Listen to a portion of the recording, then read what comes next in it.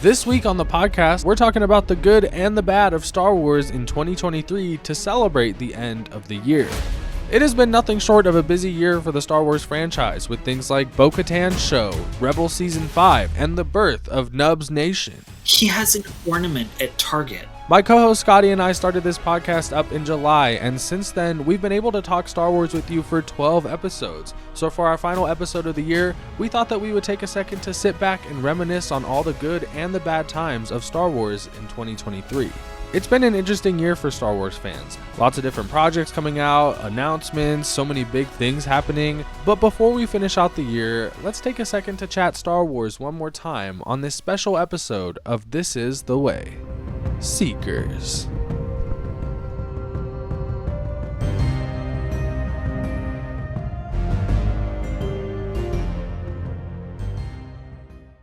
We've done 11 episodes talking about Star Wars, and I feel like it's been a very entertaining year for Star Wars. What would you say? Yeah, I mean, we got some animation, we got some live action, we got some games, we got a lot of variety, and we like that as Star Wars fans. Yeah, a little bit of everything. There's things this year that I absolutely despised, things that I really enjoyed. There's things that I, didn't even finish or just like feel neutral on. But at the end of the day, that's why I think that it's great that there's so much Star Wars, because there's something for everyone. Yeah. Like, as a Star Wars fan, I still feel satisfied with this year. And I think that's the beauty of it, because like I said, there were some great things in here that felt like they were really for me. There was a lot of great things also that you feel like weren't for you as well, but we'll make sure we talk about all of them. Oh, yeah. You already want to start off with an argument. No, I'm just kidding. All right, so today with this episode, it's the end of the year. This is our last episode of the podcast for this year. And so we want to take a look back at everything that happened in 2023 in Star Wars. And what's great about that is StarWars.com actually released an article detailing every single thing that came out this year. Well, maybe not every single thing, but the most important things. And we're going to talk about everything that happened this year. We're going to go through this list, read through it, and then we'll talk about what we enjoyed, what we didn't, and just, overall celebrate this year of Star Wars 2023. Scotty, are you excited? Yeah, I'm ready to vibe. Ready to vibe. All right, so shout out to the StarWars.com team for writing this article. We're not plagiarizing. Shout out H Bomber Guy. We see you, and we're citing our sources. So first thing this year we got is Star Wars The Bad Batch Season 2. And according to Kristen Baver, when have we ever followed orders? It's a moment that haunts my dreams and consistently makes me cry with every rewatch. And it's an example of why The Bad Batch continues to be one of my personal favorite Star Wars stories. After meeting Clone Force 99 in Star Wars The Clone Wars, the batch was forever changed when Order 66 was declared, as seen in the opening scene of the spin-off series premiere.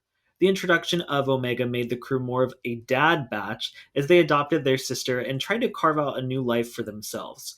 But Season 2 was all about heartbreak, Echo leaving to help Rex, finding a community on Pabu only to have nature threaten to destroy it all. With Season 3 coming next year, we can't wait to find out what happens next.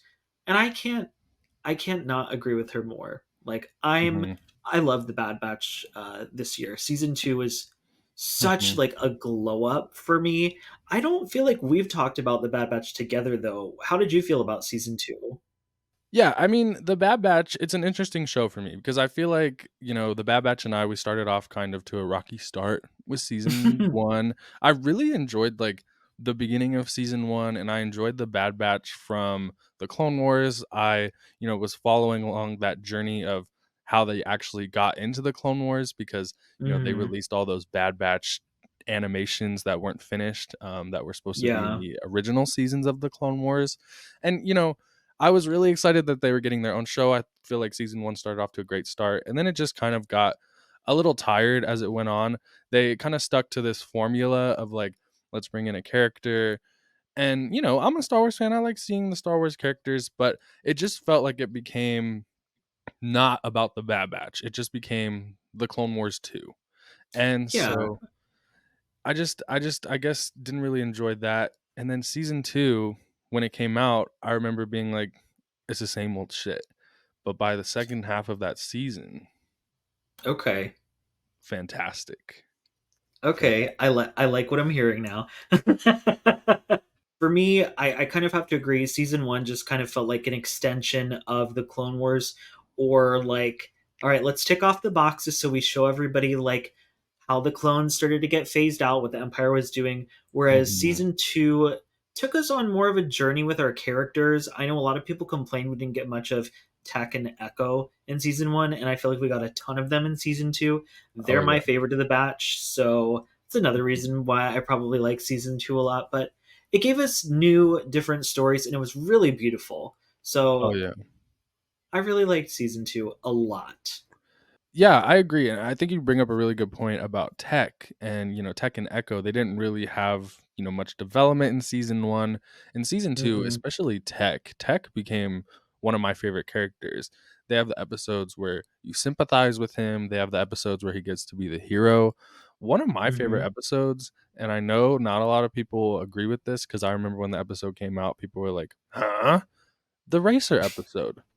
I love that episode too. It was so good. Yeah, I feel like the development for Tech was great in that episode, and we see with the batch that they're all different. They're all clones that have mutations that make them different and stand out. And I feel like that's something that was really missing from season 1 was kind of diving into what makes them Yes. different and also how being different makes them special.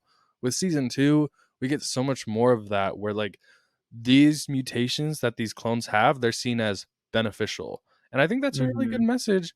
And I also just have a lot of friends that really enjoy the Bad Batch and like clones in general and that whole area of Star Wars. And Yeah. so the love for it was really infectious. Even before like the second half of season 2 was coming out and I was like, "Oh yeah, this show hits. This show hits." I mean, they literally, even to talk about celebrating their individuality, they gave them updates to their armor, which was great. Yeah. Omega got an update. She finally got some cuter hair. I mean, Mhm. and on top of that, we know why Tech was featured so heavily now because he Yeah. may or may not be dead. Oh, So if he is, I feel like this was a great way to like just a nice send off for him. You know what I yeah. mean? But I'm really interested to see what's going to happen in next year with season three, because not Yeah. only is it the third season but it's the final season, so a lot of shit's Mhm. going down. I'm very interested to see how it plays out. Yeah, especially because all the series, like all the animated series are kind of connected, or at least like Clone Wars, Rebels, and Bad Batch. I feel like those Yeah. 3 really go hand in hand. How are they going to explain their absence in Star Wars Rebels? I'm not I mean, I'm Yeah. looking forward to the creativity. I'm not looking Hmm. forward to the depression. Well, maybe they'll go to Pabu and they'll just chill. We'll have to wait and see until next year. Yeah, that would be nice. I hope the best for them. I really liked the way season 2, everybody they feel more like a family and there were so many things that they all felt empathy for each other by the end and Hmm. realizing that Omega she's a part of this crew too. That was a really important part for me is just like seeing the love for Omega and how they like accommodate having A basically a child. younger child around. Right. Yeah. Yeah. So Bad Batch was a pretty good start to this year. Then things got bad, in in my opinion. So, The Mandalorian came out with its 3rd season this year, and, Hmm. before we get into it, Kelly Knox wrote in this article, "The beloved found family of Din Djarin and Grogu return this year, setting off on a new quest to redeem the Mandalorian for the transgression of willingly removing his helmet. The armorer tasked him with bathing in the living waters beneath the mines of Mandalore in order to end his exile, and that undertaking reunited him with Bo-Katan Kryze and took fans along for the journey to the storied planet. With a closer than ever look at life in the burgeoning New Republic, the reveal of a pivotal moment in Grogu's past, and the return of an old enemy in Moff Gideon, plus dazzling guest stars and an unexpected new beginning for the survivors of Mandalore, Season 3 of The Mandalorian told a can't miss story for Star Wars fans." Kelly Knox, love your love for this season here. All I can really say is that I definitely agree with you. It's a can't miss story because it pretty much wrapped up any storylines that this show had beforehand within this one Yeah. season. Kind of really rushed the story to get to the end of season 3. And I could sit here and talk about why and all my conspiracy theories, but honestly, I just want to talk about The Mandalorian season 3. I have a weird relationship with Mando season 3 because I know most people don't like it that much. Mhm. I liked it, but I think the reason that I liked it so much is because I love Bo-Katan and Right. like seeing her ascend and finally getting the dark saber back, which I was always pro Bo dark saber Mhm. and her being the leader of Mandalore. So it worked out in my favor, so I liked that, and she got a new wig which I loved. Oh yeah. Um this season did do a lot of fun things, but I'm gonna be honest, like I kind of hated all the stuff with the Children of the Watch. I'm just so over them. They're so Mhm. boring to me. The armor is boring. Din is Mhm. becoming boring. You know, we talked Yeah. about we don't want to focus too much on behind the scenes stuff, but I'm like, did we need Grogu in this season? No. Did he do much Right. this season? No. So I think I like the season, but like I said, if there wasn't the whole Bo-Katan arc in it, I probably would not have liked the episode or not like the season in general as much. Mhm. But it's still enjoyable to me because it's still good Star Wars. It's still high quality in the way that it looks. So I appreciated that aspect of it. Yeah, I definitely agree. Like Bo-Katan, her role in this was like the saving grace. It was the reason I kept tuning in. I Yeah. really like Bo-Katan as well, and I was really pleasantly surprised by her story in this season because, Hmm. after her story in the Clone Wars and not so much Rebels, I feel like in Rebels she's really centered as like a hero, but then in like Yeah. Mando season 2, we kind of, Din Djarin takes the dark saber, and my thought process was Bo-Katan's gonna be the villain Oh of season yeah. 3. Everybody was speculating that. Yeah. Right, and so I was kinda pleasantly surprised that they made it more like a redemption arc for Bo-Katan, and that was really cool to me. I really enjoyed that, but if I'm being honest, as much as I love Bo-Katan and would love to sit here and watch a 200 season show about Bo-Katan, Yeah. Give us that. yeah, this is The Mandalorian, and I know Jon Favreau, Rick Famuyiwa, they wanna gaslight us into being like, "Oh, The Mandalorian refers to multiple Mandalorians." No, it did not.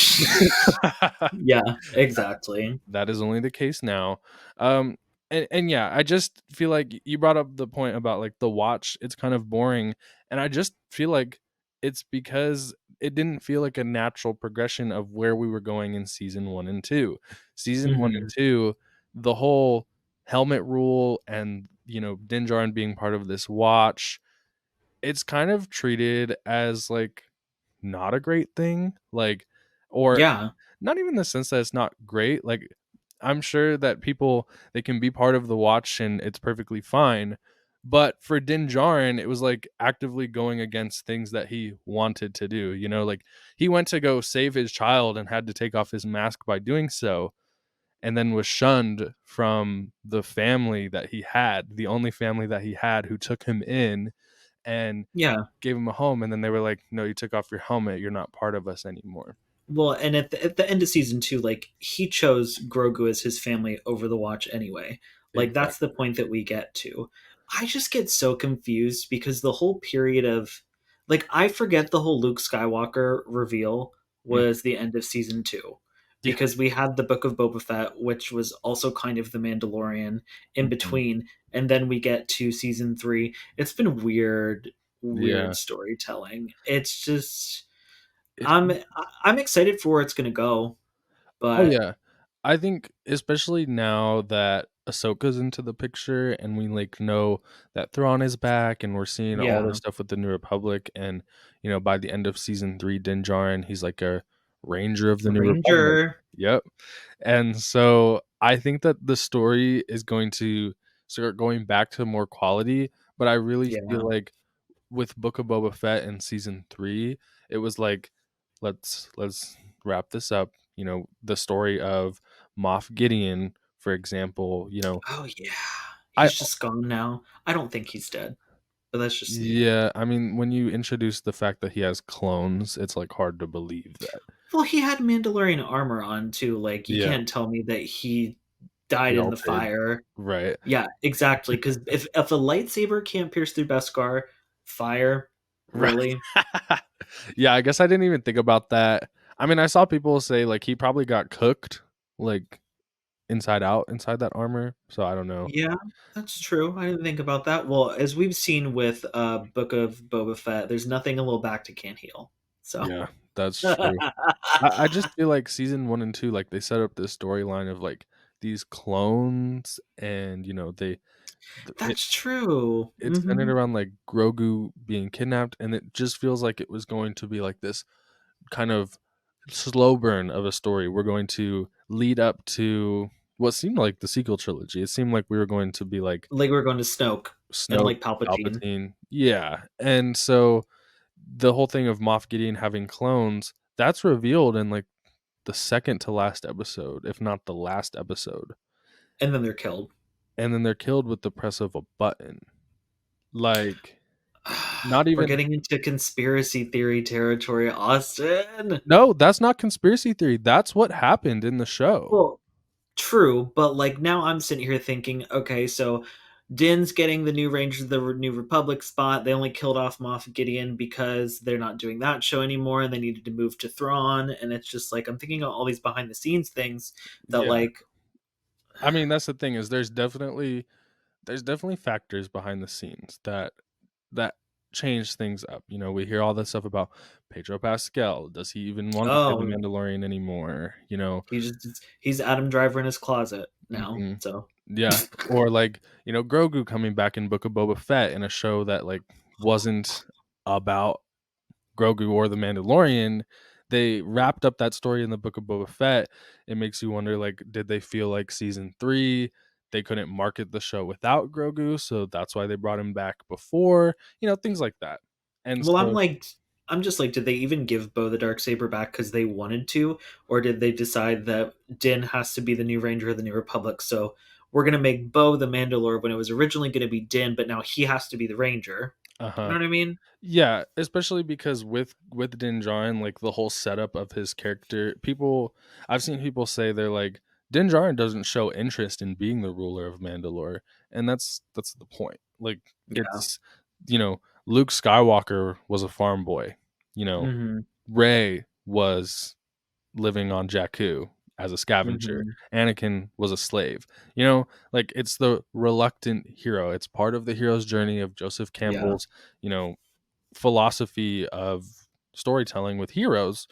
And so it just feels like it's hard to sit here and be like, yeah, this was the plan. And it was just simply, they just had a bad idea because it just doesn't feel that way.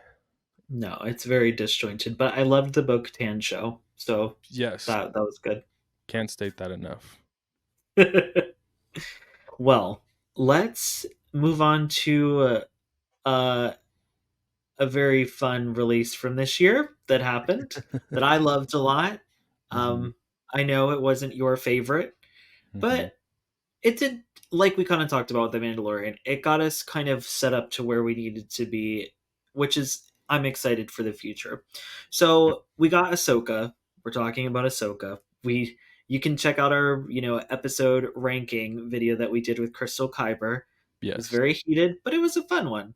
And now let's see what Dan Brooks had to say about Ahsoka.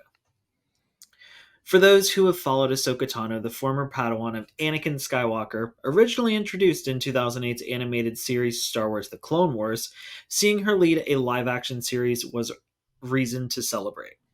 Led by series star Rosario Dawson, who once again deftly brings a more experienced version of the character to life, a calm sage who can still get rough and tumble when need be. The story also brought many of our favorite characters from Star Wars Rebels into live action and continued that show's beloved story, with Sabine Wren played by Natasha Liu Bordizzo, Hera Syndulla played by Mary Elizabeth Winstead, and Ezra Bridger played by Imanis Fondi. But it was Ahsoka's surprise reunion with Anakin Skywalker that will go down as an all time great Star Wars moment, a shining example of Ahsoka's strength in its meditations on friendship and teaching. These are long running Star Wars themes, and Ahsoka creator Dave Filoni explores them at great length here, not just as plot points, but inviting viewers to examine their role in our lives, and exercise in forgiveness and understanding for ourselves and others. As Filoni himself was mentored by George Lucas, one can read Ahsoka as a deeply personal statement, layered with thrilling lightsaber action and the return of Grand Admiral Thrawn. Either way, Ahsoka delivered a payoff to Rebels fans, cleared a path for future stories, and had something to say. That's quite a hat trick. So, I think I agree with Dan. I think it did a lot of Mhm. great stuff. I know there's lots, there is, it's not a perfect show. And Mhm. it kind of touches on what we've talked about before too, where it cleared the path for future stories. That it did. We Mhm. just talked about that with the Yeah. Mandalorian, to where this show is kind of getting us where we need to go. And I mean, I talked about it on my channel. We talked about it on the podcast. Y'all know I love this series. Was it perfect? No, but I Mhm. did.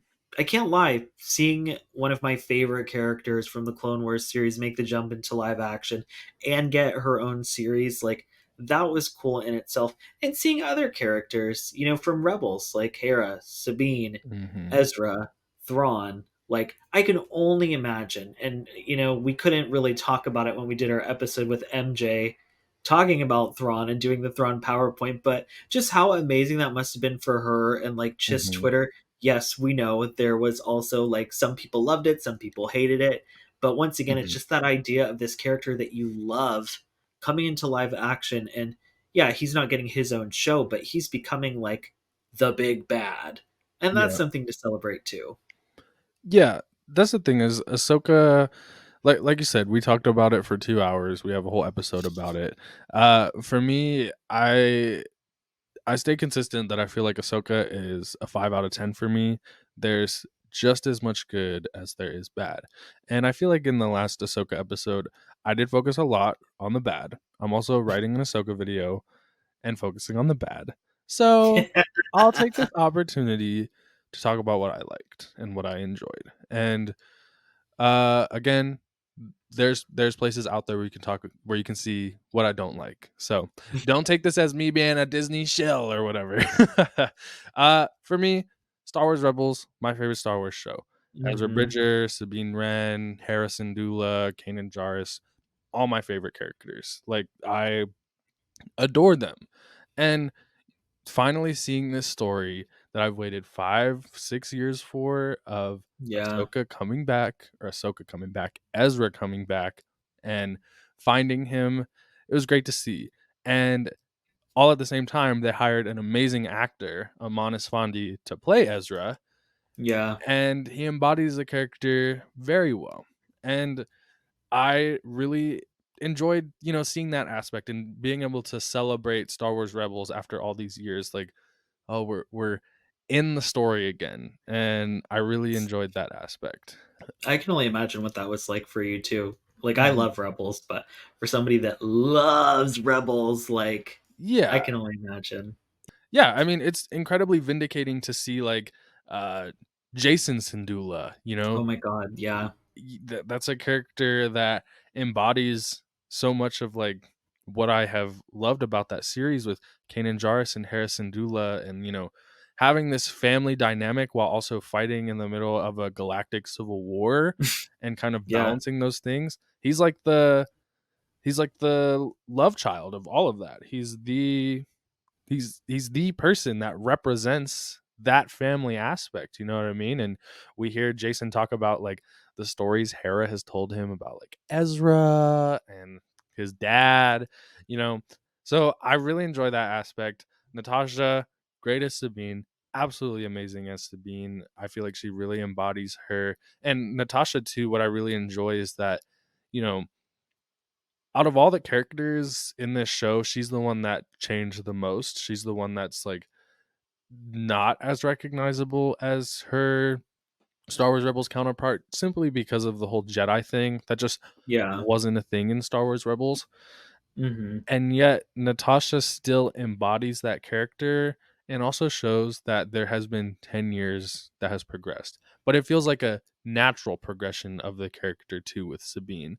Whereas Well, Sabine, I feel like is hard to pull off too because it's Mhm. like you do you come off as a spunky, bratty teenager, kind of like how Sabine could come off. Like that could translate horribly. But Yeah. I think that Natasha has she plays off with the spunkiness of Sabine, which I Mhm. feel like Sabine obviously she still grew as a person.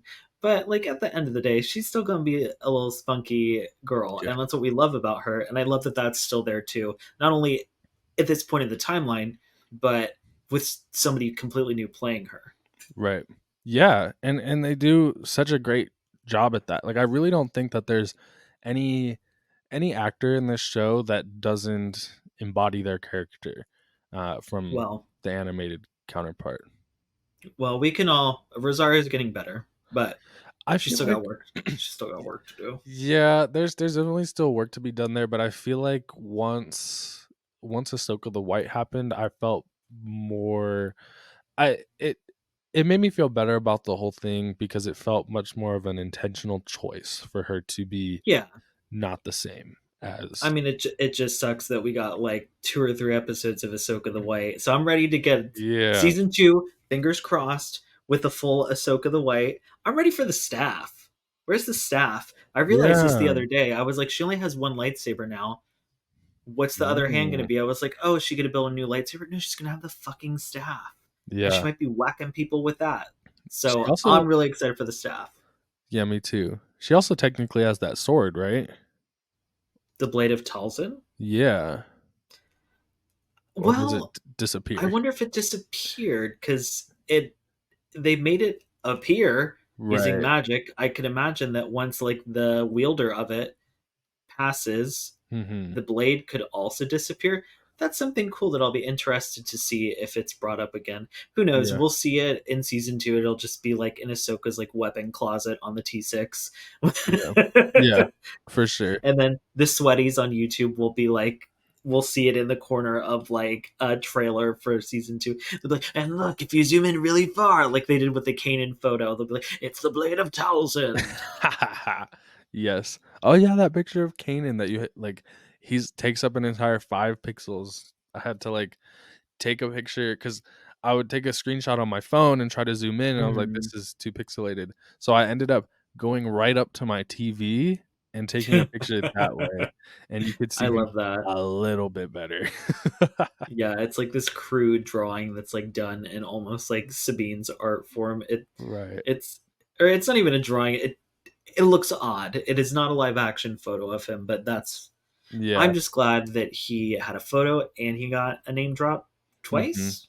Yeah. So, Yeah, I think the name dropped just one time, but he was mentioned a few times, like, they talked about him. So, yeah, Ahsoka, I'm excited, like I said, to see where it goes. I wanna see all of this about Ahsoka and the New Republic and how these characters are going to eventually lead to a war between the Imperial Remnant and New Republic. So, a climactic movie, one might say. yeah, speaking of the Imperial Remnant New Republic movie, that was announced at Celebration this year, Star Wars Celebration, Yes. giant Star Wars convention that, fans get to come together and celebrate. There's announcements, there's news, there's lookbacks at, previous Star Wars stories. It's a great weekend, Mhm. even for people that aren't there. I had a Well, great time. as long as they stream it, but Yeah, yeah, for sure. please stream all of Celebration again, all the panels. Yes, please. Amy says in this article, for the third time, Star Wars Celebration crossed the pond to London to celebrate everything and anything Star Wars. During 4 days in April, fans gathered from around the world to cosplay their favorite characters, attend and host panels, shop exclusive merchandise, and just talk Star Wars with friends new and old. In addition to the Mm. news of 3 new Star Wars films, new trailers debuted for Ahsoka, The Acolyte, Skeleton Crew, The Bad Batch, and Indiana Jones and the Dial of Destiny. Yes, we know that last one isn't Star Wars, but Indy will always get an honorable mention here. Fair enough. We can't wait to get together at Star Wars Celebration Japan in 2025. And then this next one kind of goes hand in hand. This one written by Kristen Baver. The Skywalker saga films ended in 2019, and while we loved the deluge of new series, books, and games keeping us enthralled in the years since, there's something special about going to see a new Star Wars film on the big screen. This Hmm. year, Daisy Ridley surprised us all, announcing she'll be back as Rey in one of 3 new films currently in development. In the meantime, we're counting down the days until the premiere of The High Republic in live action with The Acolyte next year, Diego Luna's return in Andor Season 2, Jude Law's debut in Skeleton Crew, and a second season of Tales of the Jedi.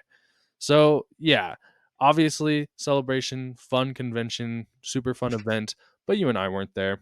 We can't sit No. here and pretend like it was some great event. I mean, like I said, I had fun, but how you mentioned they don't stream the live stream like they used to. They used to stream all these panels. Like I will never Yeah. forget waking up during spring break, the Last Jedi panel where you get to hear Ryan Johnson talk about this movie for the first time, and you see the cast and crew come out. They have all these pictures, and then this whole time they're like teasing you that there's going to be this trailer. Yeah. They're like it's like an unspoken thing that there's going to be a trailer for the new movie, and at the end of it they did this thing where he's like, oh yeah, and we brought a teaser poster, and then they show this poster and you hear the audience go and then he's like, oh, of course there's a trailer, guys, there's a trailer. And it was like the most hype thing, and I'm sitting here on my couch at home being like, yeah, let's go, the Last Jedi, like, Yeah. Well, you know what? You know what I am thankful for though? Those creators who do go that will like yeah. post threads on Twitter, like Mhm. with all the announcements, all the things that they talk about. Because if not for them, we'd miss out on so much because they Oh, don't yeah. stream anything anymore. So thank you to everybody who did go to Celebration and posted threads online, like Mhm. talking about all the announcements and the different things that were said, describing the con exclusive trailers that they did show or like sneak peeks. Because without those, it would be a lot less exciting for us at home. Yeah, and shout out to the people that risked, being sued or going to jail for Mm, recording those trailers so we could see them at home. It's still hilarious to me that, like, for Skeleton Crew, The Acolyte, the only real looks that we have of these shows were recorded on a Metro PCS. Like, yeah, um, but as Kristen Baver points out, I think the really most exciting part of Celebration this year was the announcement of not one new Star Wars film, but 3 new Star Wars films, and 3 new Star Wars films that all intrigue me. In and then in three different eras at that. yes, yes, Like, that's so exciting. it's super exciting. So we know obviously Daisy Ridley's coming back as Rey in a movie that takes place 15 years after the rise of Skywalker. We know that Mhm. Indiana Jones and the Dial of Destiny director James Mangold will be going all the way back 25,000 years in history to tell the story of the first Jedi, Dawn of the Jedi, the beginning of the Jedi Mhm. Order, which, holy shit, we're getting a movie about Yeah. the first prime Jedi. Like, what? That's And fucking there's cool. there's no way they're just doing one movie for either of those. Oh, Like, for sure. I don't even think that they're going to be only doing one movie for Filoni's movie. I I think that I think all of these are intended to be trilogies. Daisy Ridley yeah. has kind of alluded to this a little bit in interviews, like, "Oh, I've read the script of the first one," like, Oh, yeah, it was an interview with Collider because I did a uh video on it, and everybody told me how dumb the movie was gonna be and how it's not gonna happen, and I'm like, "Did y'all not, like, read right. about Celebration? Did you not see the videos with Daisy Ridley coming on stage, like, and Uh Sharmeen Obaid-Chinoy being like, 'There's gonna be a Jedi Master. Do you want me to bring her on stage?' Like, y'all, it's happening." That was so exciting. I will never forget because it was like 5 a.m. because I was covering the event on Instagram. I was taking those Mhm. threads and, trying to get out the information as fast as Which you did a possible on great Instagram. job with, by the way. Thank I you. appreciated that as well because I was also getting news from that. Thank you, thank you. Yeah, I tried to, get everything together. I had all these, like, threads pulled up, but I'll never forget, like, sitting there at 6 a.m. and they're they're starting to announce movies, and then it's, like, Hmm. literally Star Wars Explained, he tweeted, he was like, "Daisy Ridley just came out on stage, and she's returning as Rey." It's just something that I didn't think was possible. It's Uh, bold. yeah, it's real bold, people listening to this, they're probably like, "What the fuck? These people enjoy the Star Wars sequels." That was last week's episode. We That was literally. uh, we yeah, I enjoy, The Force Awakens and The Last Jedi. That those movies, Ray, I grew up. I was a teenager when those movies came out. So it's cool to me. And also, I didn't love Rise of Skywalker, yeah, but I don't think that that should mean that we should not tell more stories. I'm of the Exactly. I'm of the, idea that as time goes on and, people are able to perfect these stories and, give more development to characters, that they Exactly. always become better. And it's I just couldn't agree more. yeah, it's not a mindset that a lot of people have nowadays. I feel like, we see with the studios, if something is not performing well or people don't like it, they're usually just going to give up on it. It's not Hmm. how it used to be where, like, Breaking Bad, for example, one of the most popular shows of all time. That show didn't get popular until season 3. That just wouldn't happen today. They would have just canceled it after season 1 when it underperformed. It's insane, but yeah, Netflix is like king of like one season canceled. Yep, yep. Right on, like, a cliffhanger as well. So I Well, that's the thing. They don't intend these stories to be a one and done. right. But that's the thing. A lot of the times now, they'll bring these directors on or writers who want to tell this full story. And Mhm. after it doesn't perform well enough to their standards, then they're like, all right, we're done. And that's why Yep. I think it's crazy that they're bringing Ray back because of all the backlash. I'm surprised Daisy Ridley even wants to come back already. Mhm. But I'm excited about it. Yeah, I think about it too of, like, it's really exciting, like, to be a fan of Ray. This is really cool because I could just imagine, imagine back in the 80s or, the early 2000s, if after the originals and prequels came out, you heard that you were going to get another movie that was, like, pretty Hmm. much just primarily focused on Anakin. Like, you didn't have to have all this other stuff in it, or primarily focused on Luke, you know, Hmm. especially Luke. Like, seeing Luke after the original trilogy would have been really cool. I mean, that's kind of what we're seeing in The Mandalorian. So I'm excited that me as a Star Wars fan, I get that opportunity, especially knowing that, like, the fans of the two other protagonists didn't get that opportunity. Not to say I'm not a fan of Exactly. those two protagonists. Luke Skywalker, my number one. So I mean, I just have to echo what you're saying though, and it's something that I talked about in my video about the Ray movie is that like all this is going to do is just further develop these characters, mhm, and that was my biggest complaint like coming out of the sequel trilogy for the like when I had seen everything for the first time. I've come around a lot with the Force Awakens and the Last Jedi, but in general I'm like, let's give these characters the development that they should have had the first time around. That's what this movie and hopefully turning into a trilogy will mhm. do. That's one of the reasons I'm so excited for it. Yeah. So I mean, like, imagine if they just gave up on Ahsoka after season 3 of the Clone Wars. You know what I mean? Like, for real. she wouldn't be a beloved character that she is Hmm. today. So I just think Such a that good point.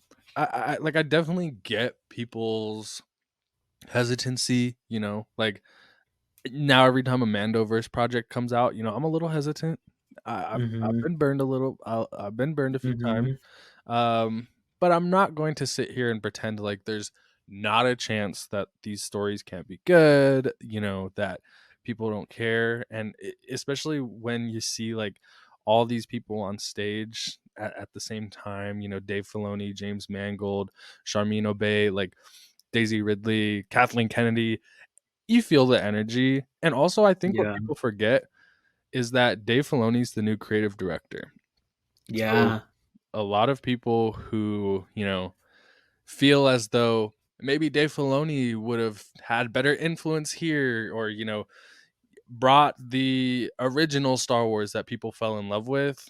Hmm. I think it's going to happen here, because he'll get a say in that movie. You know what I mean? Yeah, so they can shut the fuck up and sit the fuck down, and we'll wait and see what happens. Because this is what all those people have been whining and crying about. They're like, "Let Dave Filoni tell the stories. Dave Filoni wouldn't do this. Dave Filoni knows this." So Dave Mhm, Filoni's gonna do what Dave Filoni does, and I'm very hopeful and feeling very positive about it. And I mhm. think it's just going to enhance these stories even more. 100%, 100%. And just a few more Star Wars Celebration highlights, as mentioned here. We got to see stuff like The Acolyte, for example, another series that we're both super excited for. Uh, Hmm.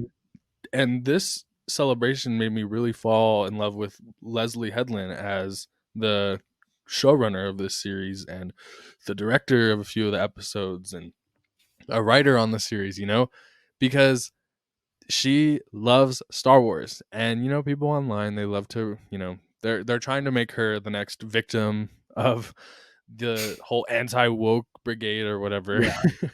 But at Celebration, she could not, stop talking about how much she loves the Legends universe, the books. You know, Leslie Headland came out at a High Republic book panel. Like at Celebration, if you don't know how it works, all the main panels of like, the Disney Plus shows, the movies, they're all announced on a big ass stage and they have Hmm. like, you know, cameras and it's just a big thing.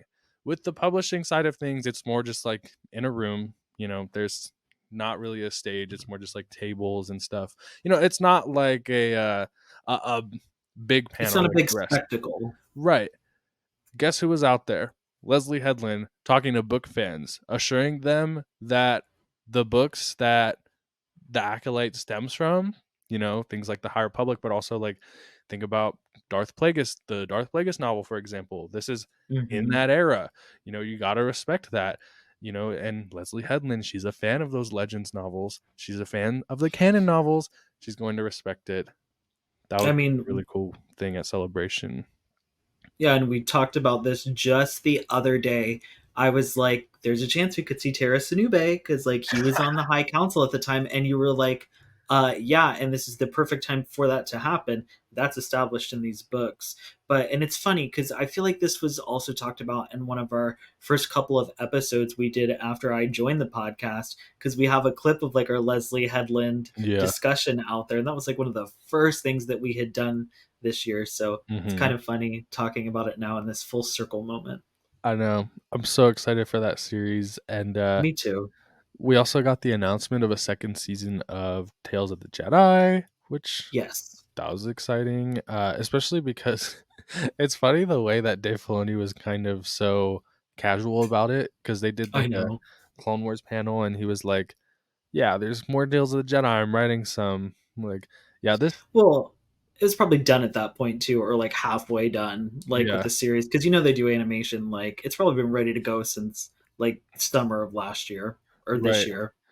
Yeah, what I love about Tales of the Jedi is that it's a passion project for Dave Filoni. It's Hmm. not like, these other shows that are coming out like Ahsoka, Mandalorian that he's working on. This was he talked about how he wrote I think at least half the episodes or I don't think he wrote all 6. I think he was talking about like just Ahsoka or It Dooku was on a plane or something, right? on an airplane. Yeah. And it was just like stories that he wanted to tell. He wasn't writing them because, oh, I might get this series out of them. These were meant for like stories he wanted to tell, but didn't really have a way to do so. And then when he like pitched it, he told Lucasfilm, like, oh, I have these stories. It was like, oh, look, let's do a show about it. So to me, like that show, it's really rich in the stories it tells because of that, I feel like. Well, and on top of that, we get to explore these Jedi that aren't necessarily explored in the movies. We got a backstory for Dooku. With Ahsoka, we filled in the gaps with her story, and Mm, I'm really hopeful that we're going to continue leaning into some of the more obscure Jedi. Mhm. We've got that book coming out next year too, The Living Force, which is going to focus on like the prequel, like right before the Phantom Menace, that High Council. So I'm hopeful that they're going to lean into more of these stories with these Jedi characters. I know there's talk about Balin being a part of it too, which would Yeah. also be another super cool tie-in as well, because we know what he's doing Mhm.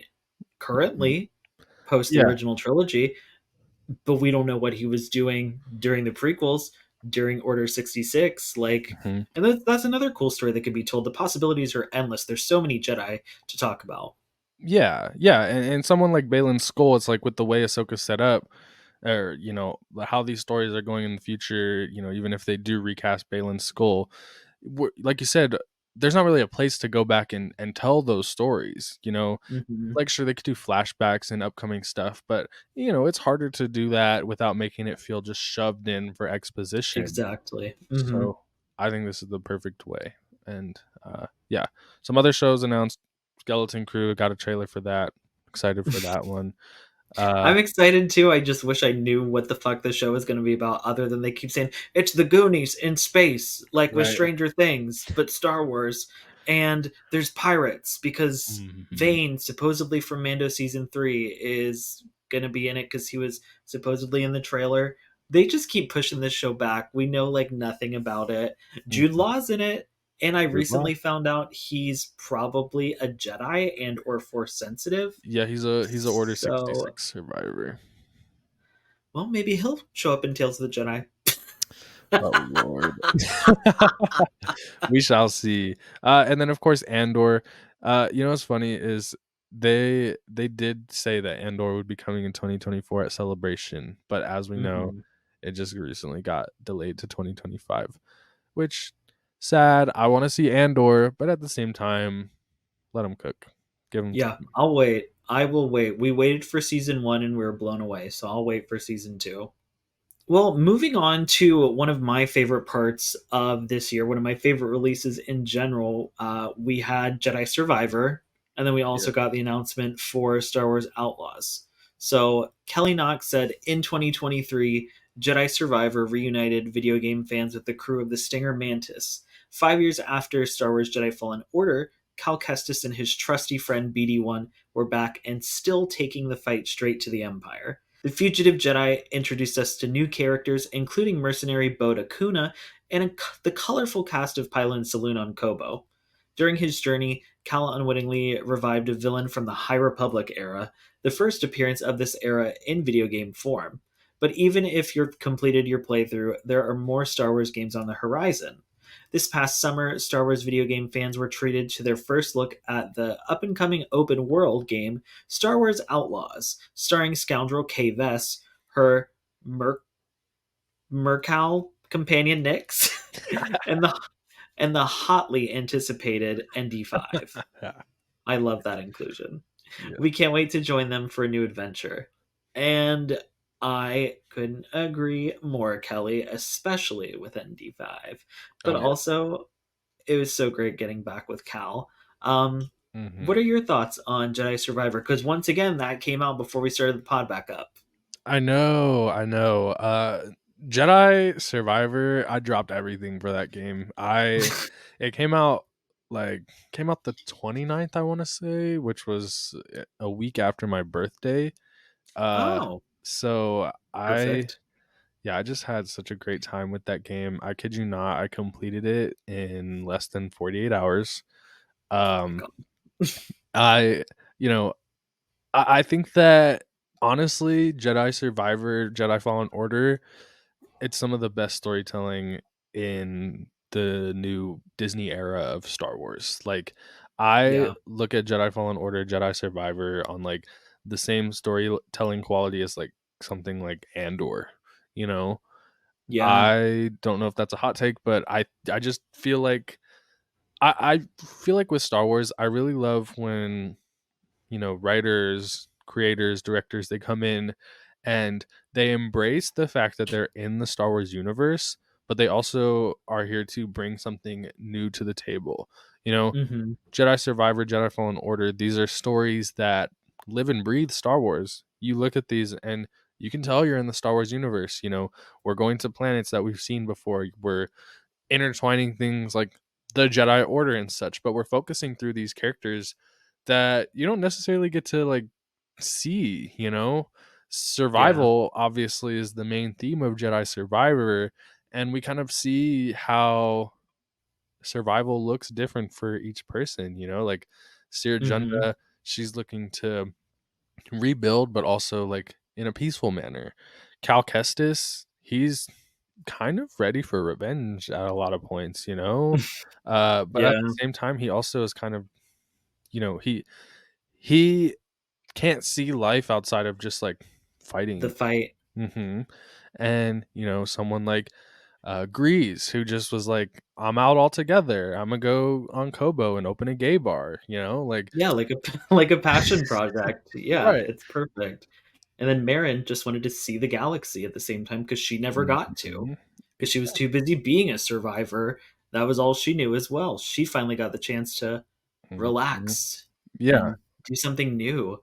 yeah, and we see even the dark side of survival with Bode. Like he's Hmm. just Oh yeah. willing to he's just willing to fuck it all up to protect those he loves, and it's like that's a human thing. Like these are the things these are all, even though all the characters aren't human, it's there's a lot of humanity within these characters. And I think too what's really cool is that Cal Kestis, he's kind of like a sponge in this situation where Hmm. he hasn't necessarily made up his mind on his journey forward with fighting. Like he just wants to fight. He doesn't really know anything else. He goes to Saw Gerrera to fight. Uh, Yeah.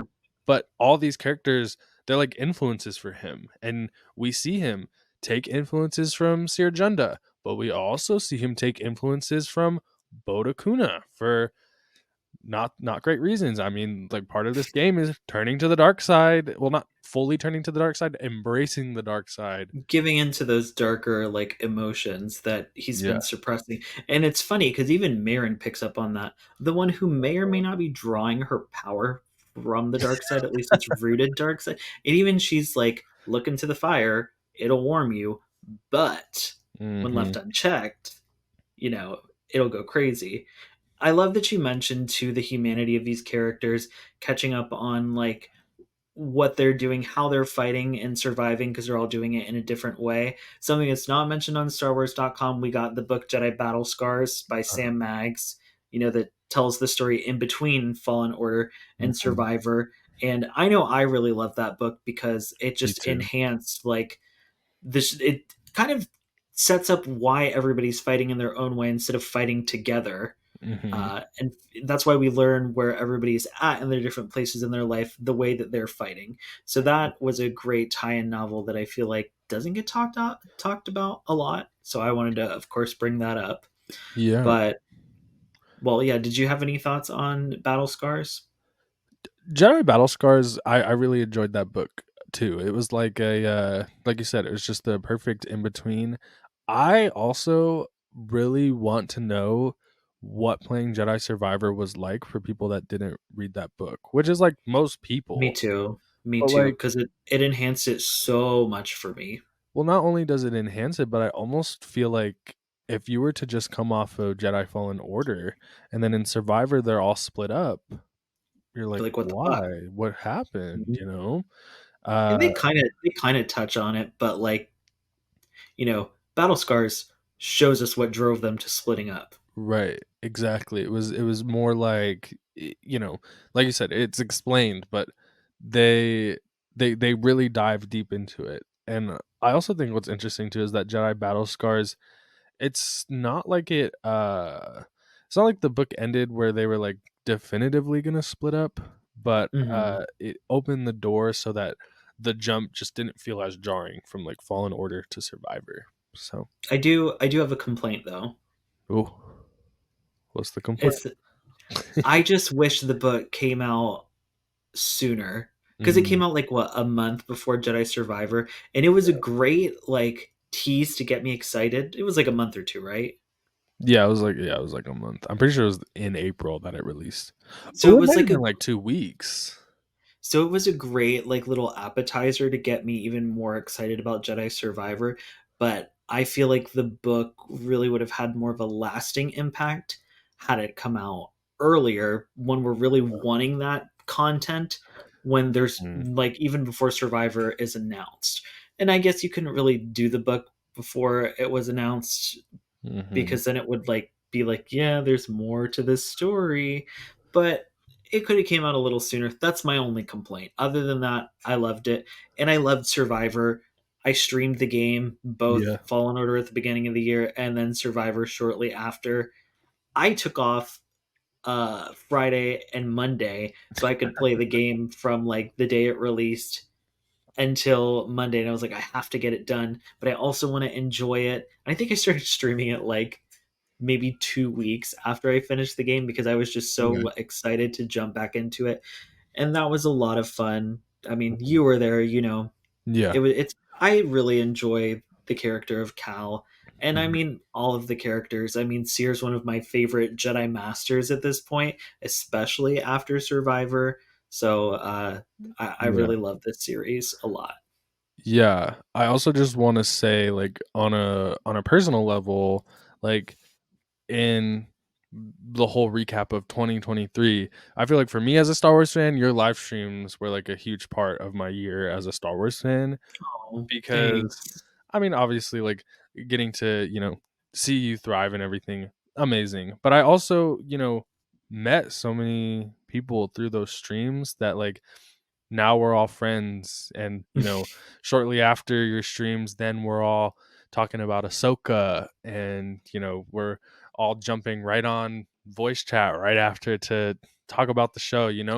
I just feel like it gave me a lot of friends within the Star Wars fandom, and Yeah, I appreciate that. And so for me, that's a big part of my year as a Star Wars fan. I love that. Thank you so much. I'm glad that I mean it did the same thing for me. I don't think we'd be doing the podcast if it wasn't for interacting at least through like I know we did previous like guest episodes where I was a guest, but then also like getting to vibe on the live streams and then after in VCs on Discord and like the lead up to the other shows. Yeah. It Yeah. was a really good time. I'm so glad you pointed that out. Yeah, I agree. I think Jedi Survivor just in general was an amazing game. I can't wait to see what happens next, but also I Oh my can't wait god, to I know. see what happens next within the entire Star Wars video game sphere. Mm. Yeah, we got Outlaws coming out, and I think, if I'm not mistaken, it's been pushed to the end of 2024 is what we're looking at for a release date. I think so. I mean, we did a whole episode about it, which, you can go back and watch that if you really want a full breakdown for it and kind of our thoughts, what we know, what we hmm don't know.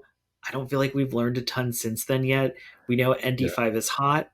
We know KVS is cool.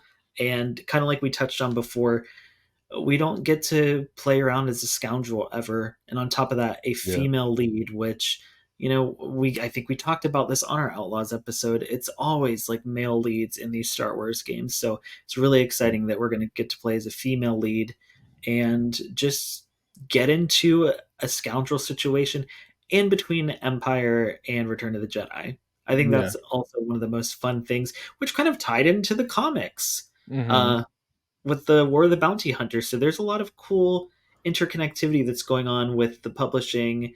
Survivor had the High Republic in it. Outlaws Yeah. could tie into the comics. I think that'd be a really fun tie-in that I'm excited to see what they do. Yeah, for sure. And I think taking place in between the Empire Strikes Back and Return of the Jedi is really cool because, like, as a video game, like through that medium, you get to really explore for yourself. Like, I think that, Yeah. Jedi Survivor does a really good job at, understanding that it's in a visual, or understanding that the medium it's in is a video game, and taking advantage of, gameplay in order to enhance the story.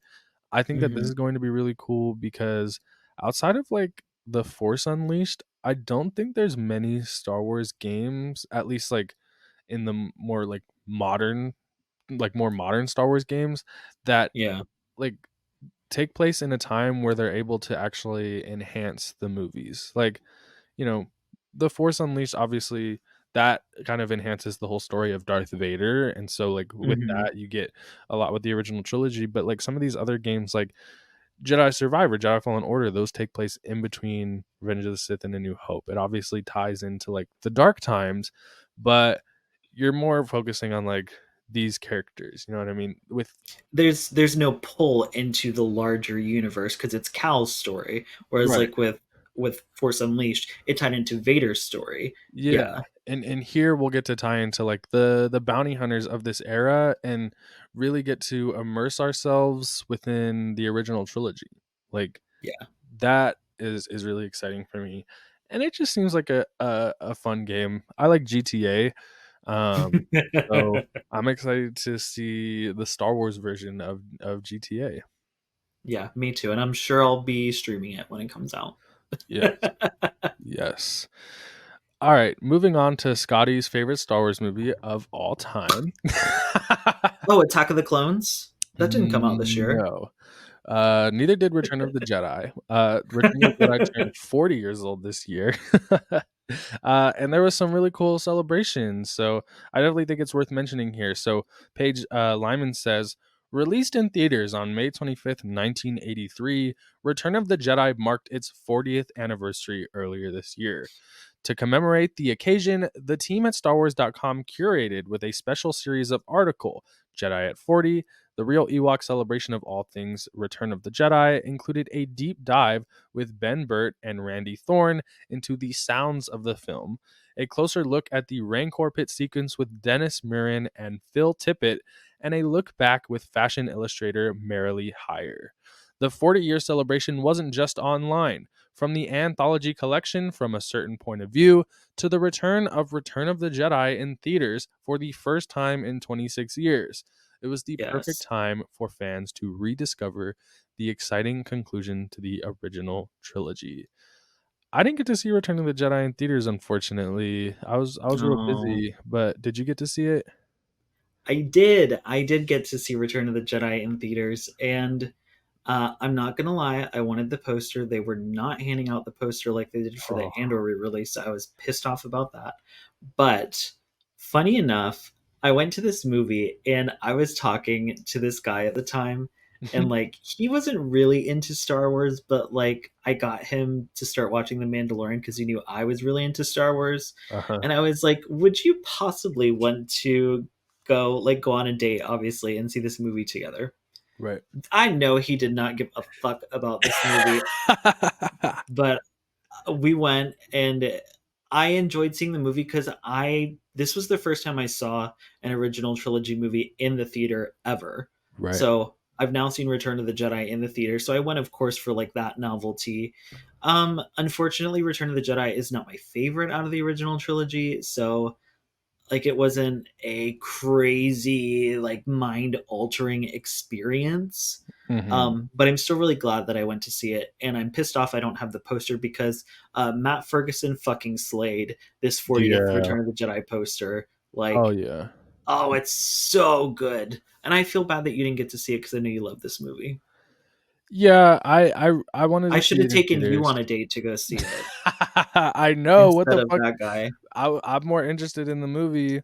Uh, yeah, I love Return of the Jedi, so it was really cool to see all the celebrations of this movie. You participated in one on social media too, right? On Instagram? Yes, so me and a lot of my friends that I've known for, like, 7 years that are also, like, Star Wars Instagram creators, we did this, like, whole collaboration where we went through, like, chronologically of the movie and would include, like, facts or, like, there were some parts, like, once we got to the Endor stuff, someone made a recipe of, like, tip yip and stuff, so it Oh my was god, I love that. yeah, it was just, like, fun things doing that, and I also made a video essay about Returning the Jedi this year.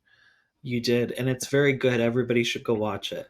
Yeah, yeah, if you have another 45 minutes to dedicate to my voice, feel free. You won't have to listen to me cackle at all. That's like a part of the intrigue. Yeah. Yeah, it was really cool because that video is about how Return of the Jedi impacted Star Wars, and that's why the video is 45 minutes long because it it changed Star Wars in so many ways, like even from just like little things like the inclusion of different species, or like Yeah. think about, all the lore that we got with like Tatooine with Jabba the Hutt or Boba And Fett on top of dying. that, green lightsabers. Without this movie, there would Yeah. be probably no green lightsaber, Yeah. which I put out my video talking about how Disney hates green lightsabers. I wouldn't have been able to make that video if not for Return of the Jedi. So, Yeah. No green lightsabers, no Mon Mothma. You know, there's God. there's so many elements in here that, it's just crazy to see how as it's been 40 years since then, seeing all the ways that the story has just expanded. It started from like, Oh, like the retcon of the Emperor's death. yeah. We don't talk about that one. We don't talk about that one. But yeah, Return of the Jedi was great seeing the celebration of it this year. Also, the From a Certain Point of View books. I know you haven't read those, but I haven't read the Return of the Jedi No. one. But they're really cool because they expand on the story in like ways that, like, the whole idea is that we're gonna focus in on background characters, 40 stories Yeah, with 40 it's background almost like characters. it's almost like what we talked about with Tales of the Jedi. We get Mhm. to spend some time with these characters who don't really have somewhere else to be explored in, or we get to Right. know some of our characters' inner workings, what was going through their head in certain like pivotal moments in these movies that they clearly can't just go back and tell the story. Right. Yeah, it was in that book that it was explained how Max Rebo lived. Because you remember when we saw him in Book of Boba Fett, everyone was like, Yeah, "How did I and just see a ghost?" correct me if I'm wrong. Didn't we also get a Anakin story of like him crossing over into the nether realm of the Force? Yes. Like, Yeah, we got the story of so how he became a Force ghost. So love that. Yeah. make sure you read. Make sure you read your Star Wars books. Don't sleep on them. Yes. Yes. Speaking of reading, of course, I think one of the things people were most excited about this year, at least from the outside looking in, was with the High Republic, the end of Phase 2, the beginning of Phase 3, and starting out with the Eye of Darkness. Mhm. The cover is gorgeous. I unfortunately know nothing that's going on in the High Republic, but people online seem really excited about this book. I would Yes. like to think that you've seen the same thing. Everyone's very excited for getting back to phase three, it seems, and getting back to those characters from phase one. Yeah, yeah. So for me, like I read like half of phase one. It's not that it's Okay. bad at all by any means. It's just a lot. And it's a Yeah. lot to dedicate to if you aren't like 100% enthralled in the story. Well, and on top of that, like I feel like we both read for pleasure, but I wouldn't consider myself like a reader or someone who like Mm. loves reading. Like I do enjoy reading, Uh-huh. but to keep up with the High Republic, that's the only reason I haven't, because it's Yeah. just so much. Well, that's the thing is when I started reading the High Republic Phase 1, it was still just a few novels. Like I think it was one adult novel, one young adult novel, and a children's book, and a few comics. Hmm. That that whole system, because that was like phase one, wave one, that system of just like three books, a few comics, perfect. Hmm. I probably could have kept up with it. But then it's when they started adding in audio dramas. Okay, now there's a children's comic. Now there's mangas or manga, however it's pronounced. Now there's a children's TV show. Make sure to keep up with the Oh High yeah, Republic in the video games now. Here comes the Acolyte. Like it is a lot. A but lot.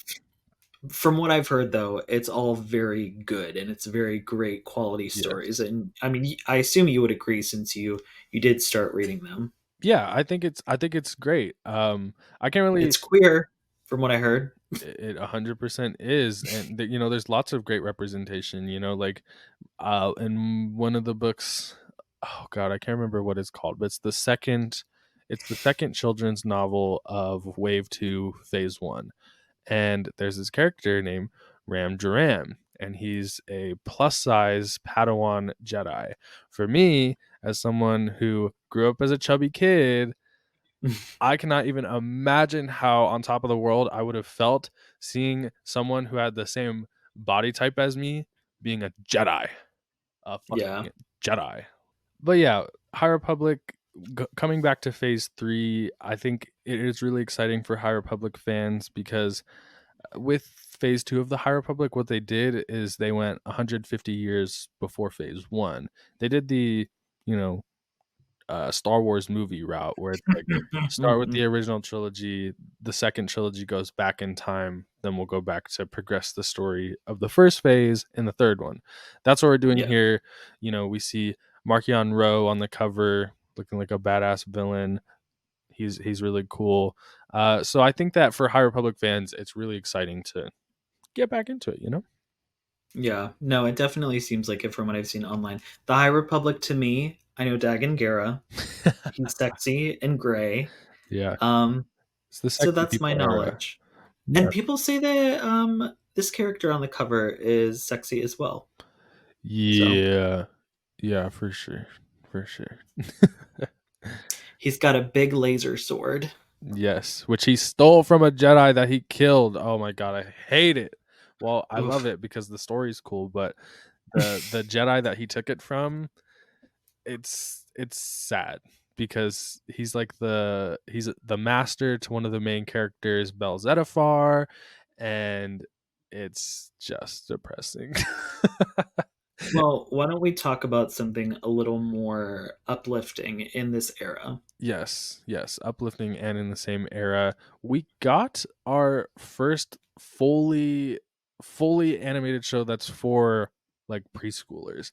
Obviously, we've seen stuff that, you know, people complain about, Forces of Destiny, Resistance. yeah. Well, Resistance I still feel like is meant for a little bit of an older audience than like this show. Like Yeah. Oh, this for sure. this is like on the level of like Sophia the First, you know, like shows like that are like for children on Disney Junior. Uh Yeah. and it's not like short, it's like a full show. I really liked I like the idea of this show. Obviously as an adult, I'm not sitting here tuning in for like the Well, story, but I've heard the people that I've talked to who have watched it have had really good things to say about it. And I know in like the second wave of episodes where they brought in like High Republic characters from the books into the show, people were really excited about that. oh yeah. And I mean, 2023 was the year that we got to see the High Republic on screen. We Yeah. saw it first in Survivor and now with this show, Young Jedi Adventures. Mm. So that's really exciting for the High Republic fans. Yeah, yeah. Dustin Deal, he says in this article about it, he says, Star Wars is no stranger to adorable, cuddly creatures, and the premiere of Star Wars Young Jedi Adventures is no exception. While the animated Disney Plus series set in the era of the High Republic is aimed at younger audiences, fans of all ages have enjoyed meeting Jedi younglings Kai, Liss, and their pal Nubs. The trusty Pooba youngling has become a fan favorite.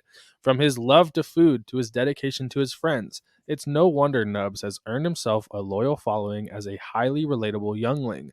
It also doesn't hurt that veteran voice actor and Star Wars mainstay D. Bradley Baker gives life to Nubs' impossibly cute dialect. We can't wait to see what our favorite Pooba and his friends get up to next.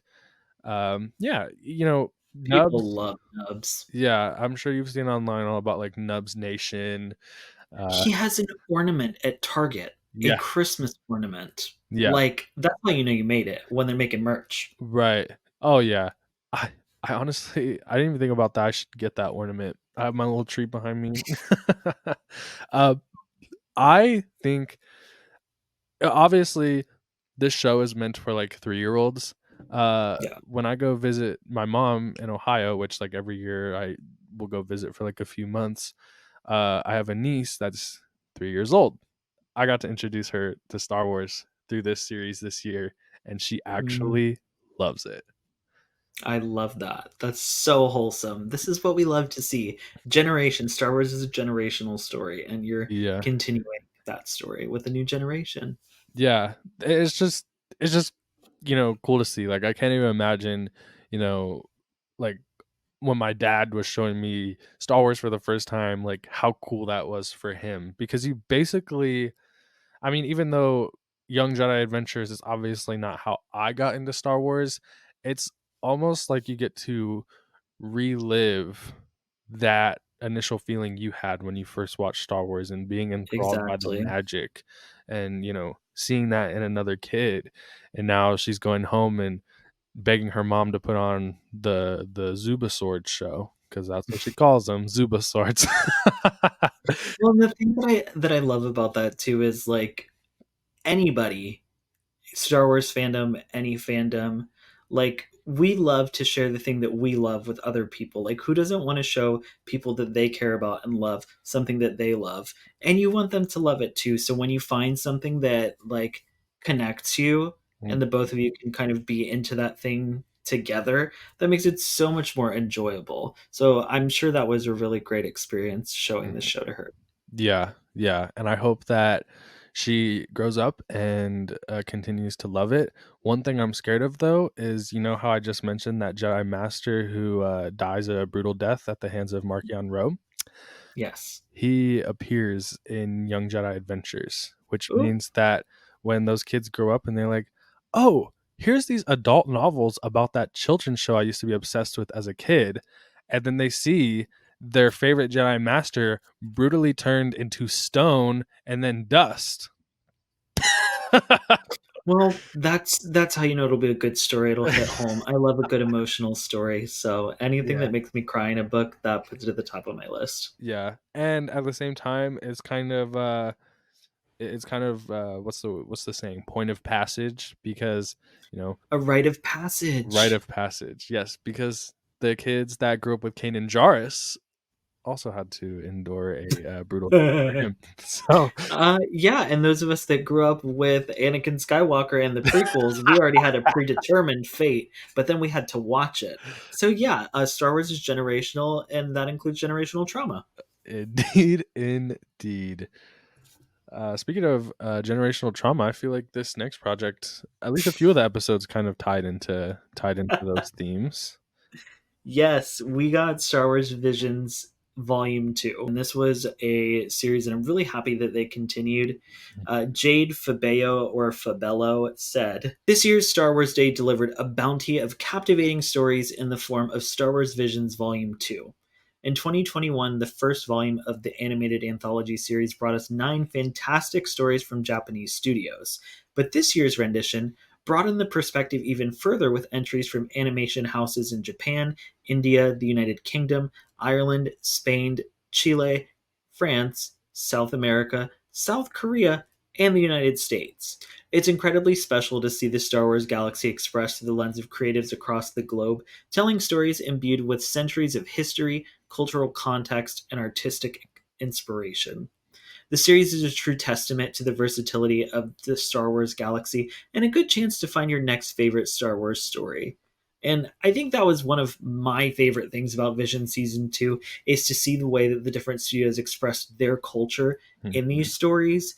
And I almost feel like that made them that much better. Like I Mhm. loved season 1 and I loved that it was all Japanese studios, but I loved seeing the different expressions of different cultures across the world within Star Wars, kind of like we just talked about in this Mhm. thing that I love, and seeing other people who loved it putting in where they are from into this thing that I Oh, can now yeah. experience that I wouldn't have otherwise. You know what I mean? Yeah. Yeah. I love visions because the whole point is that it's the vision Hmm. of creatives, of writers, directors, and through that, obviously people's visions are going to be, you know, formed by their experiences, where they grew up, what they're surrounded by, things like that. And so I think that this is such a, it's such a beautiful series because of that. Uh, Yes. for me, I will say, especially when season one came out, I was in like a huge anime phase. And Oh, so it's so perfect for you. it was perfect for me. But then when season two was announced and it wasn't going to be all anime, I was a little Mm. disappointed. I was like, come on, man, what do you mean? But Yeah, I was kind of there too at first. yeah, but I think I really enjoyed a lot of the episodes. I think my favorite one is the Spy Dancer. That was my favorite too. That one made me cry. The Pit made me cry. Oh yeah. And I'm pretty sure the one with the sisters. I think also it's made me cry. I think that one might be called like Across the Stars, like That sounds right. named after the Anakin and Padme song. I love that. Yeah. Yeah. I mean, like I said, this season had a lot that I loved. I will say there was a handful that I didn't love, Yeah. where I feel like I liked more of the season or like volume one collection as a whole more than I Mhm. liked the volume two collection as a whole. But once Yeah. again, that was kind of the also the fun of it because we got these diverse stories. Yeah, 100%. I think too, I mean, I obviously like I feel like mandating like studios and stuff would kind of go against the whole point, but I also do feel like it can get a little repetitive because when a lot of these studios make these shorts, what's the first thing they go to? The Jedi, the Sith. Hmm. For some reason, kyber crystals is a huge theme in both seasons. Yeah. And so it made it feel a little repetitive at times. For me, I prefer season 1 over season 2, but season 2 still had a lot of really cool stories. Yeah, I like I said, I don't know if you'd agree with this, but like season one is a collection. I like that better. Mhm. Season two is standalones. I think season two had stronger standalone episodes where there was multiple of them. But Yeah, all in all, let's hope we get a volume three and we just we continue are. like, It's confirmed. oh, Yep. perfect. Yes, we are getting a Visions volume 3. I also just have like one kind of hot take about Star Wars Whoa. Visions. Okay. Seeing all these different animation styles within Star Wars makes me feel even more like it's really time to move on from the Clone Wars Mm, style. I love the style a lot.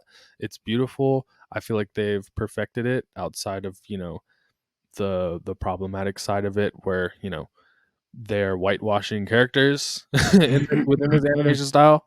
Uh yeah. but I just feel like seeing how beautiful Star Wars can be in all these different mediums, I'm like, why would you even want to, limit Star Wars to just one animation style? You know what I mean?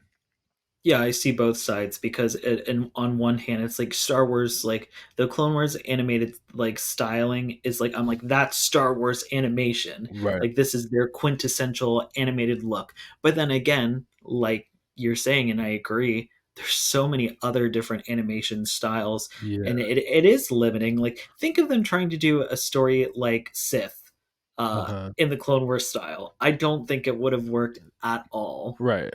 100%. It wouldn't have worked. And the thing too is I'm not saying we gotta remove Clone Wars altogether, like the Yeah, style, because again, like you said, it lives and breathes Star Wars, or it just like has become the Star Wars look. But yeah. I just would like to see a little bit of variety, and I just can't lie. Visions is really the series that I'm like is a little hard to look past, you know what I mean? Yeah, no, I completely get that. And then last but not least, this isn't really Star Wars, but it was still included in the article because obviously it's a Lucasfilm property. Indiana Jones is an idea that stemmed from George Lucas that he passed on to Steven Spielberg and produced. In this article, Lucas Seastorm has to say, in recent years, Star Wars fans have enjoyed a plentiful array of new stories, but one only needs to go back a couple of decades to recall a time when we had to wait years for new tales from the galaxy far, far away. That's something Indiana Jones fans know all too well. And after 15 years passed since our last big screen adventures with Henry Jones Jr., we at last were treated to Indiana Jones and the Dial of Destiny this past summer. Harrison Ford's last performance as cinema's great archaeologist was well worth the wait, and indie fans around the world relished the opportunity to celebrate the occasion. The film's release was a significant milestone not only for the cast, crew, and audience, but for Lucasfilm itself. The indie stories originate in our earliest history as a company, right alongside the development of Star Wars. Over the decades, these two sagas have shared distinct similarities that make up the core elements of the Lucasfilm spirit. Indiana Jones, huge part of Lucasfilm. I really respect the history behind it. There's a lot of great stories about how, George Lucas was looking to finance Indiana Jones on top of financing the original trilogy. While he was almost about to lose his house because he was putting way too much money into the movies. uh, Yeah. Respect all of that. I never got into Indiana Jones. I I like it. I'm into it. For some reason, the only movie I've seen is, oh God, see, we're not Indiana Jones Probably fans. I can't even remember the Temple of Doom. I've you only saw ever seen Temple of Doom. you saw Temple of Doom, but not Raiders of the Lost Ark. No, Oh I've only wow. seen Temple of Doom. Yeah, and funny enough, I got to talk about it on the Bombad cast this year and I feel like everybody was doing like Indiana Jones lead up doing Mhm. podcasts about it, talking about it in videos. Lots of people in the fandom, in the Star Wars fandom, were excited about the Indiana Jones return, which it's just like they're saying in here. It kind of goes hand in hand with Mhm. Star Wars. And I mean, we have Harrison Ford. Han Yeah. Solo is also Indiana Jones. But I thought about going to see the movie, but I Yeah. didn't have anybody to go with, so I didn't go. It's the same for me. I thought about seeing it. I watched the original 3 movies. I never saw the 4th one. Uh, and I saw those, like, years ago. Like Hmm. when I say years ago, like 15 years ago. Uh, like, they uh, so when this movie came out, I was like, "Oh, I'm gonna get back into it. I'm gonna watch Indiana Jones," but I just never did. I was real busy this summer. I I had the same thought. I was like, I like this. I wanna watch these movies, and I still haven't. They're still on Yeah. my list though, and we'll watch this movie someday. Yeah, Uh, for sure. I think too, like, I know that it didn't perform the best. I think Lucasfilm was a little bit in over their heads on this one. Like, I just don't think that, after 15 years has passed, the 4th one was already pretty controversial. yeah. Kind of went against, like, the original 3 movies or, like, the vibe of those movies. I don't think anybody was, like, clamoring for a new Indiana Oh my Jones god, story. what if this was how they got Harrison Ford to come back for the Rise of Skywalker?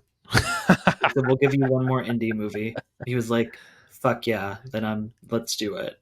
That's true If because if if only they gave this care to Ewan McGregor's return, but that's a whole nother story. yeah, I don't know. I have to see the film for myself, but I haven't heard great things about, like, this one. Or I guess it's not even that I haven't heard great things, it's just that, uh, it just sounds like a lot of opinions are just, like, no one really has a strong opinion on it, and to me, that kind of signifies, like, a boring movie. Yeah, well, it happened this year. Yes. So, now we'll be looking to the 3 Star Wars movies. Give us those ones so we don't have to look to Indiana Jones to fill this void, you know? For real. Well, now that we've completed our list and kind of gone over everything that came out this year, what would you say was your top 3 releases of 2023?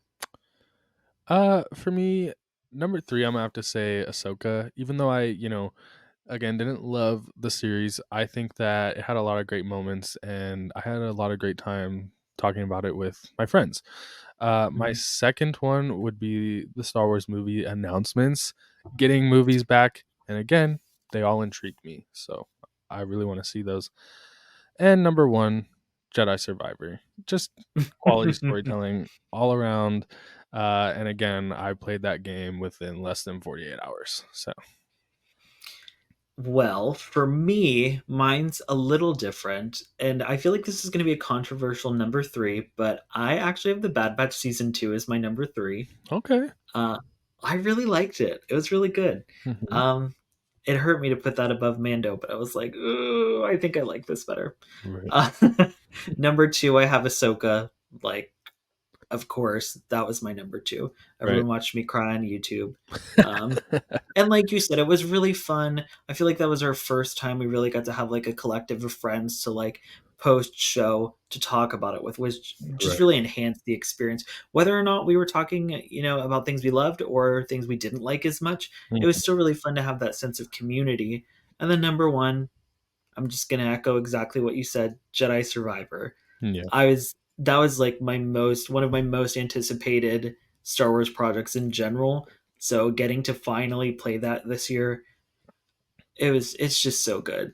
Yeah. Like I'm on like my third playthrough of it right now. I just love that story and I love those characters. Yeah, I would love to play it again, but I would have to free up so much space on my computer because for some reason that game is 155 gigabytes.